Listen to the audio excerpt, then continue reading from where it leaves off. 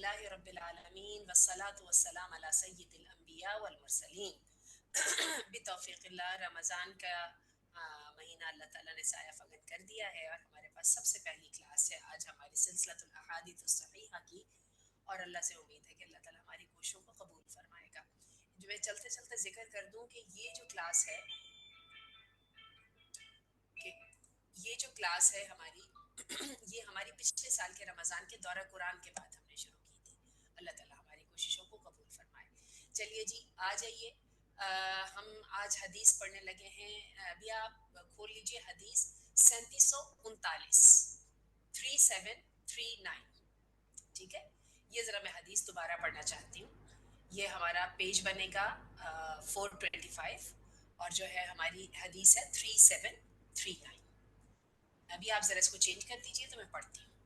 عن عبد اللہ بن عمر یقول، عبداللہ بن عمر کہتے ہیں، کننا عند رسول اللہ صلی اللہ علیہ وسلم، ہم تھے بیٹھے ہوئے اللہ کے رسول صلی اللہ علیہ وسلم کے پاس، نذکر الفتنہ، اور ہم فتنوں کا ذکر کر رہے تھے۔ فاکثر ذکرہا، تو کیا ہوا کہ اس کی بات چیت بہت زیادہ ہونے لگ گئی، یعنی بہت زیادہ ذکر ہونے لگے، یعنی لوگ جو ہے نا فتنوں کا بہت ذکر ہونے لگ گیا نا، گرما گرم بات ہو رہی تھی۔ حتی ذکر فتنة الاحلاس، حتیٰ کہ فتنة الاحلاس کا ذکر ہوا۔ فقال قائل، تو ایک بندے نے پوچھا، یا رسول اللہ، اے اللہ کے رسول، فما فتنة الاحلاس، فتنة الاحلاس ہے کیا؟ قال فتنة الاحلاس هي فتنة حرب وحرب، تو اللہ کے رسول نے فرمایا کہ فتنہ احلاس کا جو فتنہ ہے وہ فتنہ ہے حربن، دہشت گردی کا، اور وار کا، یعنی جنگ کا۔ ثم فتنة السراء دخلوها او دخنها من تحت قدمی رجل من اہل بیتی۔ اچھا پہلے اس سے کہ ہم آگے چلیں، احلاس کا جو لفظی مطلب ہے نا، یہ ہے، احلاس یہ ہوتی ہے جو اونٹ کے اوپر محمل ہوتا ہے نا، اس کے نیچے ایک پوری چادر لگائی ہوتی ہے، ٹھیک ہے؟ اچھا وہ چادر ہوتی بھی کالے رنگ کی ہے، اور بیسیکلی وہ چادر جو ہے نا وہ اس نے اس سارے کو جو ہے نا وہ کیا ہوتا ہے، وہ چادر ہوتی بھی کالے رنگ کی ہے، اور اس نے اس ساری چادر کو جو ہے نا وہ بھی کیا ہوتا ہے، یعنی اونٹ کے وہ جو ہے نا اونٹ کی وہ جو محمل ہے اس کے ساتھ کنیکٹ بھی کیا ہوتا ہے، اور اونٹ کے جسم کے ساتھ بھی کنیکٹ کیا ہوتا ہے۔ اب مفسرین کا یہ خیال ہے جو حدیث کی تفسیر کرنے والے ہیں، کہ شاید اس کی وجہ یا تو ان فتنوں کی انٹینسٹی کی وجہ سے اس کو احلاس کے ساتھ جو ہے وہ اس کے رنگ کی وجہ سے اس کو اس کی تشبیہ دی گئی ہے، اور یا پھر یہ ہے کہ چونکہ وہ ٹکی رہتی ہے نا، کہنے کا مطلب ہے کہ فتنہ ختم نہیں ہوگا، فتنہ لمبا پڑ جائے گا، اس کی وجہ سے اس کو احلاس کا نام دیا اللہ کے رسول نے۔ چلیے اب سنیے، تو کہنے لگے ایک کہ کیا ہوگا اللہ کے رسول، فتنۃ الاحلاس کیا ہوگا؟ تو آپ نے فرمایا کہ احلاس کا فتنہ جو ہے وہ فتنہ ہوگا حرب و حربن، ایک دہشت گردی کا اور جنگ، یعنی قتل و غارت اور لڑائی بڑائی ختم ہوگی ہی نہیں۔ ثم فتنة السراء دخلوها، پھر خوشحالی کا فتنہ آئے گا جو اس میں داخل ہوگا، یعنی او دخنها من تحت قدمی، اور کیا ہوگی کہ یہ جو ہے نا، یہ جو خوشحالی اور آسودگی کا جو فتنہ ہوگا نا، یہ اس آدمی کی وجہ سے ہوگا جو کہ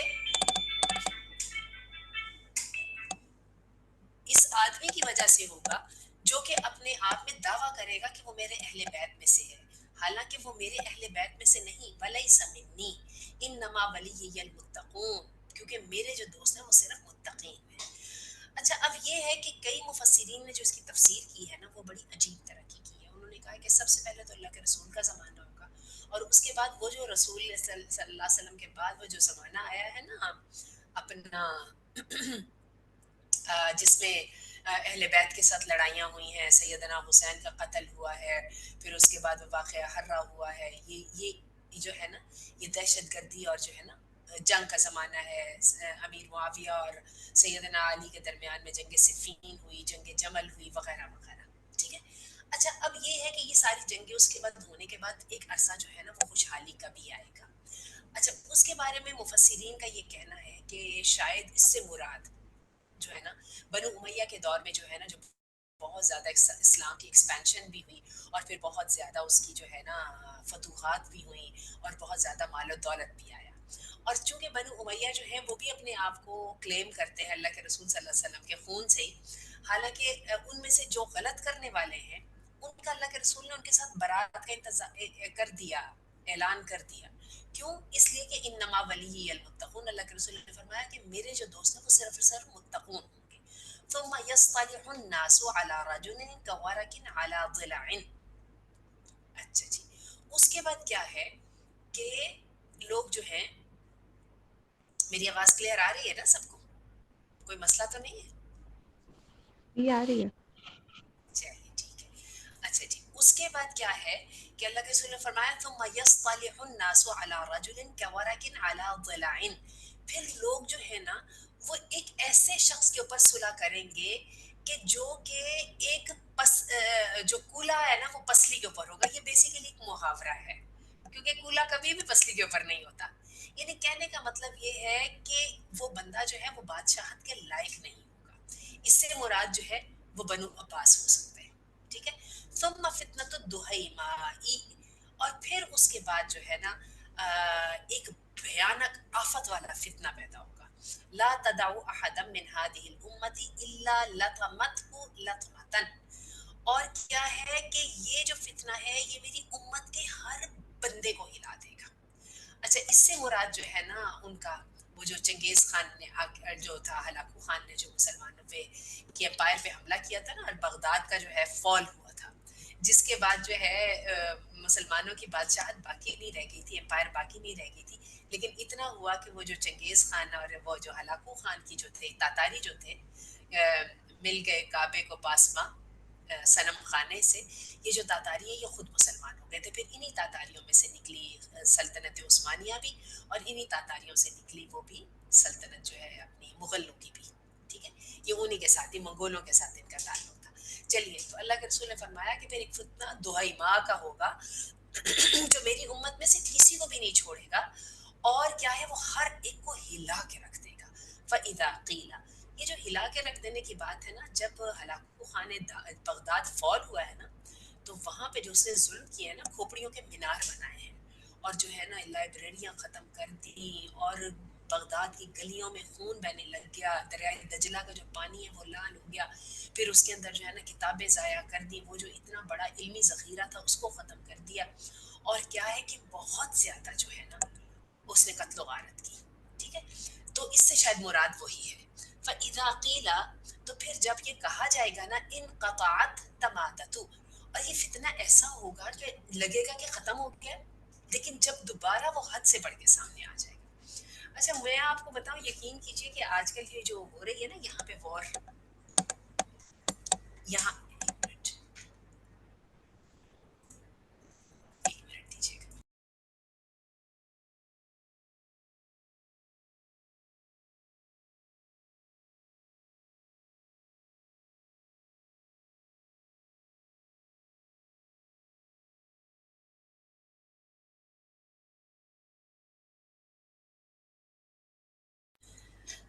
اوکے، چلیے جی، ہم بات کر رہے تھے کہ وہ اس فتنے کی. اچھا، میں بات یہ کر رہی تھی کہ آج کل آپ یہ دیکھیے کہ جتنی جو ہے بربریت دکھائی جا رہی ہے نا غزہ میں، یقین کیجئے کہ روز ایک چیز دیکھتے ہیں تو ہماری امید ہوتی ہے کہ بس اب شاید یہی انتہا ہوگی، لیکن اگلے دن اس سے بھی بڑھ کے کوئی بری بات ہوئی ہوتی ہے. اللہ تعالیٰ مسلمانوں کو اس آفت سے محفوظ رکھے. بہرحال یہ دنیا ہے، اور اس دنیا کے اندر اسی طرح فتنہ فساد رہے گا آخرت تک، حتیٰ کہ اللہ تعالیٰ اپنے بندوں کو جانچ لے گا کہ کون اللہ کو اختیار کرنے والا ہے اور کون جو ہے نا باطل کے ساتھ کھڑے ہونے والا ہے. اصل میں ساری کا سارا یہ جو فتنہ یہ آزمائش کے لیے ہے. باقی اللہ اپنے جو نیک بندے ہیں ان کو ضائع نہیں کرے گا. ان کے لیے اگر دنیا میں آزمائش ہے بھی تو اللہ تعالیٰ ان کو اس کے ساتھ جو ہے ان کے لیے اجر عظیم تیار کر کے رکھے گا. اور اللہ تعالیٰ جو ہے نا حق کو حق کر کے دکھائے گا اور باطل کو باطل کر کے دکھائے گا. یہ اس کا وعدہ ہے. ان اللہ لا یخلف المیعاد، اور اللہ کا وعدہ جو ہے وہ کبھی ختم نہیں ہوتا. چلیے میں یہاں سے پڑھ رہی ہوں. فَإِذَا قِيلَ انقطعت تمادت، جب کہا جائے گا کہ یہ فتنہ ختم ہو گیا تو نئے سرے سے سامنے آ جائے گا. یصبح الرجل فیہا مؤمنا ویمسی کافرا، بندہ صبح کے وقت مومن ہوگا اور شام کو کافر ہوگا. حتی یسیر الناس الی فسطاطین، حتیٰ کہ لوگ جو ہیں وہ دو خیموں میں چلے جائیں گے. اچھا جی، اب یہ دو خیمے کیا ہیں؟ فسطاط ایمان لا نفاق فیہ، ایمان کا خیمہ، ٹھیک ہے، اور جس کے اندر منافقت بالکل یعنی خالص ایمان والے. وفسطاط نفاق، اور ایک منافقوں کا خیمہ جن کے اندر اپیرنٹلی وہ مسلمان ہوں گے لیکن ایمان کی رتی نہیں ہوگی. لا ایمان فیہ اذا کان ذاکم فانتظروا الدجال، اور جب یہ وقت آ جائے نا تو پھر تم ایسا کرنا کہ دجال کا انتظار کرنا، من الیوم او غد، جو ہے کہ وہ آج آیا یا صبح آ گیا، یعنی پھر دجال کا وقت قریب ہوگا۔ تو آپ دیکھ لیجئے کہ اس وقت دنیا میں کتنی تیزی سے پولرائزیشن ہو رہی ہے، اور تو اور انڈیا کو جو سب سے بڑی جمہوریت کہا جاتا تھا اور انڈیا بڑا فخر کرتا تھا کہ جی ہماری جو ہے سیکولر حکومت ہے، حالانکہ سیکولرزم وہاں پہ کہاں پہ ہے؟ آپ وہاں پر بھی دیکھیں کہ درمیان والے لوگ بالکل نہیں رہ گئے، سارے یا تو انتہا پسند ہندو ہیں اور یا پھر ان کے مقابلے میں مظلوم جو ہیں وہ دوسری قومیتوں کے لوگ ہیں۔ چلیے جی، اب آگے ہم کرتے ہیں کہ جہاد جاری رہے گا اور ایک گروہ حق پر قائم رہے گا۔ 3740 حدیث ہے، ذرا دیکھیے گا۔ ان سلمۃ ابن نفیل الکندی، سلمہ بن نفیل کندی کہتے ہیں، قال كنت جالسا عند رسول اللہ صلی اللہ علیہ وسلم، کہتے ہیں کہ میں بیٹھا ہوا تھا اللہ کے رسول صلی اللہ علیہ وسلم کے پاس، فقال رجل، ایک آدمی نے کہا، یا رسول، اے اللہ کے رسول، اذال الناس الخیلا، لوگوں نے تو گھوڑوں کی پرواہ کرنی بند کر دی ہے، اب نہ گھوڑوں کو کوئی خریدتا ہے، نہ بیچتا ہے، نہ کوئی ان کو اہمیت دیتا ہے، نہ ان کو پالتا ہے۔ وَوَضَعُوا السَّلَاحَ، اور انہوں نے اسلحہ کو بھی نیچے رکھ دیا ہے، نہ کوئی تلواروں سے کسی کا تعلق، نہ تیروں سے تعلق۔ وَقَالُوا لَا جِهَادَ، اور کہتے ہیں کہ اب کوئی جہاد نہیں ہے، اب تو امن ہو گیا، اب کوئی جہاد نہیں ہونا۔ قد وضعت الحرب اوزارها، بس اب جنگ ختم ہو گئی نا۔ فاقبل رسول اللہ صلی اللہ علیہ وسلم بوجہہ، اللہ کے رسول صلی اللہ علیہ وسلم نے اس آدمی کی یہ بات سنی تو پورے چہرے کے ساتھ اس کی طرف متوجہ ہوئے، وقال، اور کہا، کذبوا، جھوٹ بول رہے ہیں، الآن جاء القتال، ابھی تو قتال شروع ہوا ہے، جہاد شروع ہوا ہے، یعنی حق کی اور باطل کی لڑائی شروع ہوئی ہے۔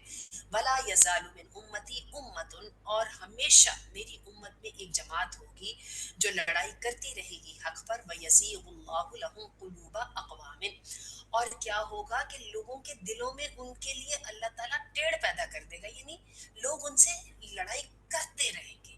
حق باز اور پاک باز جو گروہ ہے جو اللہ کا نام بلند کرے گا، لوگ ایسے اس کے دشمن بنیں گے نا۔ وَيَرْزُقُهُمْ مِنْهُمْ حَتَّى تَقُومَ السَّاعَةُ، اور ان لوگوں کی وجہ سے، اس پاک باز حق پسند حق کی اعلان کرنے والے گروہ کی وجہ سے، اللہ تعالیٰ جو ہے جو ایمان والے ہیں، یا آپ کہہ لیجئے کہ دنیا کے اندر خیر کو سلامت رکھے گا۔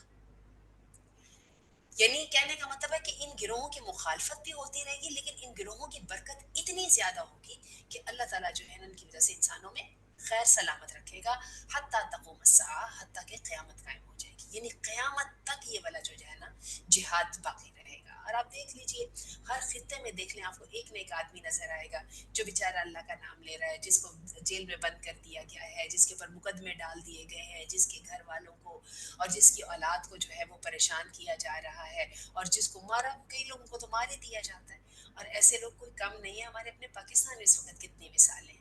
پھر آپ یہ ذرا دیکھیے کہ جو ہے آپ یہ بات کرتے ہیں فلسطین کی، میں آپ کو کیا بات بتاؤں، آدھا فلسطین جو ویسٹ بینک میں ہے، جس میں پیلسٹینین اتھارٹی کی حکومت ہے، آپ ان کا اندازہ لگائیے، ہم اپنے پاکستان میں باتیں بناتے ہیں، ان کا عالم یہ ہے کہ ان کے دلوں میں جو سختی ہے نا، حماس کے سب سے بڑے دشمن وہ ہیں، جو اس وقت جہاد وہاں پہ ہو رہا ہے نا، اس کے سب سے بڑے دشمن وہ ہیں، اور وہ جو ہے ایک دن جو ہے انہوں نے، حالانکہ ان کا اسرائیل کے ساتھ معاہدہ ہے امن کا، انہوں نے ایک دن اسرائیل کو یہ نہیں کہا کہ اسرائیل تو اپنا معاہدہ توڑ رہے ہو، تمہارے بندوں کو مارے ہو، 6-7 ہزار تو بندے انہوں نے وہاں سے جو ہے نا وہ اٹھا لیے ہوئے، اور وہاں پہ بھی قتل و غارت کر رہے ہیں، اتنا تو نہیں کر رہے جتنا غزہ میں کر رہے ہیں، لیکن یہ جو ہے نا یہ الضفہ غربی اس کو بولتے ہیں، یعنی جو ویسٹ بینک ہے، مغربی جو کنارہ ہے جو اسرائیل کے ساتھ لگتا ہے، اس میں ان کی حکومت ہے، یہ جو الفتح کا جو ان کا پریزیڈنٹ محمود عباس ہے، اور جو ہے بس اللہ تعالیٰ معاف کرے، بلکہ اس کے بارے میں کل میں نے خبر پڑھی تھی کہ اسرائیل کہتا ہے کہ جنگ کے بعد جو ہے نا حماس کو ختم کر دیں گے ہم، تو اس کے بعد جو ہے نا ہم چاہتے ہیں، ان کا ایک بندہ ہے ماجد فرج، ہم یہ چاہتے ہیں کہ وہ بندہ جو ہے نا وہ وہاں پہ حکومت سنبھال لے، کیونکہ اس بندے نے ہمارے ساتھ بہت تعاون کیا ہے۔ اب باقی کی کہانی کا آپ کو خود ہی پتہ چل گیا، ٹھیک ہے نا؟ تو بات یہ ہے کہ یہ جو لوگ ہیں نا، یہ، اور سلطان صلاح الدین ایوبی کہا کرتے تھے کہ میں نے کافروں سے اتنی لڑائی نہیں کی جتنی میں نے اپنوں سے لڑائی کی ہے، ٹھیک ہے، سب سے پہلے یہ ہے جو ٹانگیں کاٹنے والے ہیں بہرحال. اور کیا ہے کہ اللہ کہتے ہیں لیکن وہ گروہ حق پر قائم رہے گا ہی رہے گا، حتیٰ کہ جو ہے نا دنیا میں اس کی وجہ سے خیر باقی رہے گی. وحتیٰ یأتی وعد اللہ، حتیٰ کہ اللہ کا وعدہ آ جائے گا. والخیل معقود فی نواصیها الخیر الی یوم القیامہ، اور خیر جو ہے وہ جو ہے سوری والخیل، اور گھوڑا جو ہے نا اس کی جو پیشانی کے اندر خیر باقی رہے گی قیامت تک. یعنی جہاد باقی رہے گا، گھوڑے کا نام ہی جہاد سے ریلیٹڈ ہے نا. تو جو گھوڑے کی مراد یہ ہے کہ جہاد کرنے کے اندر خیر جو ہے نا وہ باقی رہے گی برائی کے خلاف کھڑے ہونے پر. وَهُوَ يُوحَىٰ إِلَيَّ، اور ان کی طرف وحی کی جائے.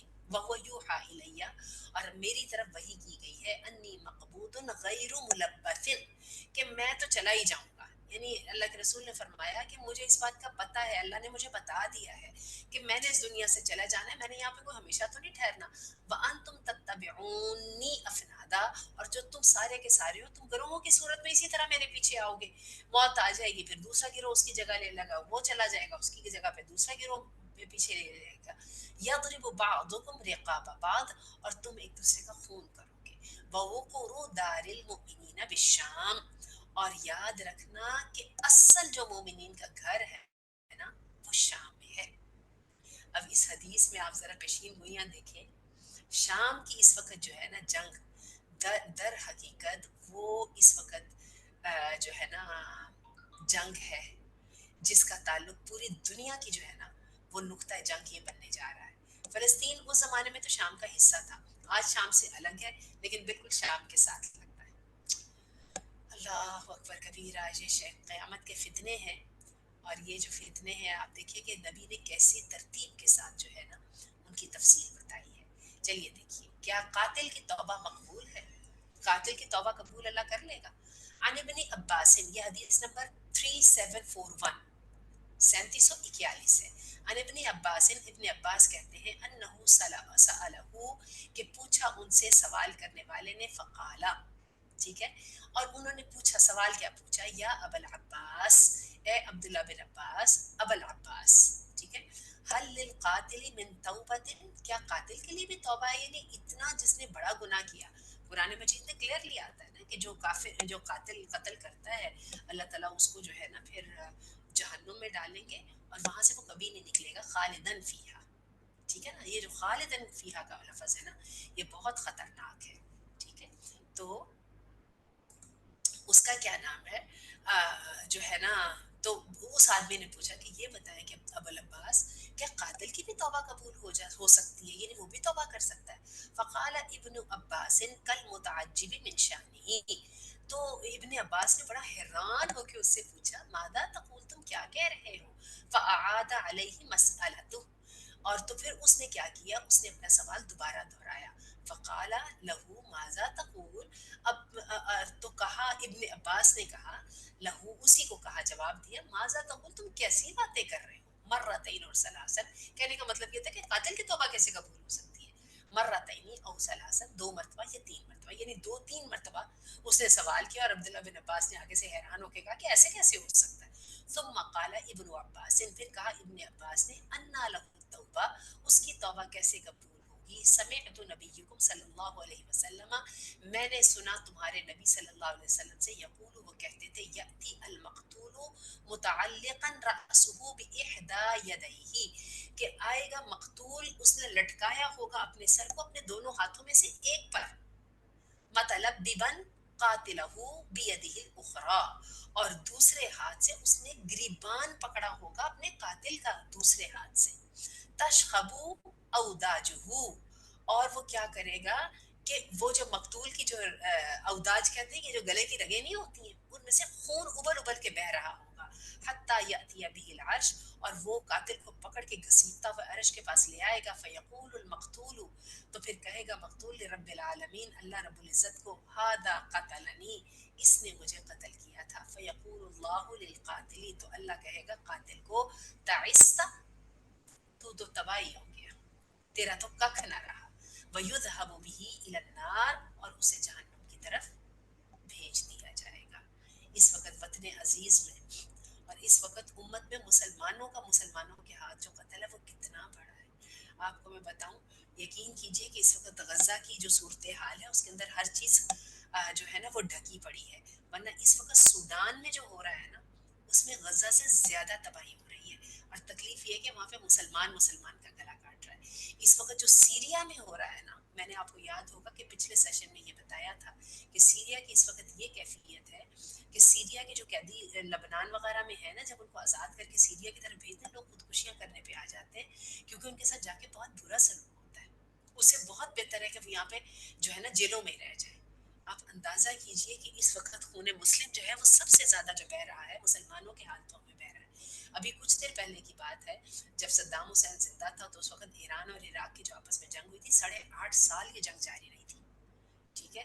اور پھر آپ یہ دیکھیے کہ یہ جو افغانستان کے اندر جو ان کا وہ شمالی الائنس ہے، اس کی اور طالبان کی جو جنگ ہے وہ آپس میں کتنی زیادہ رہی ہے۔ اور اس کے ساتھ جو ہے یہاں پہ ہمارے ملک میں صحافیوں کے قتل ہیں، لوگوں کے ساتھ زیادتیاں ہیں، اور یہ اس کی تصویر ہے جو میں نے آپ کے سامنے پیش کر دی ہے کہ مقتول کے ہاتھ میں اپنا ایک تو سر ہوگا اور دوسرے ہاتھ میں قاتل کا گریبان ہوگا، اور اللہ کو آ کے کہے گا کہ اللہ یہ دیکھ، تو آپ کا کیا خیال ہے کہ اللہ پھر اس کی فریاد کو رد کر دیں گے؟ چلیے آگے چلیے۔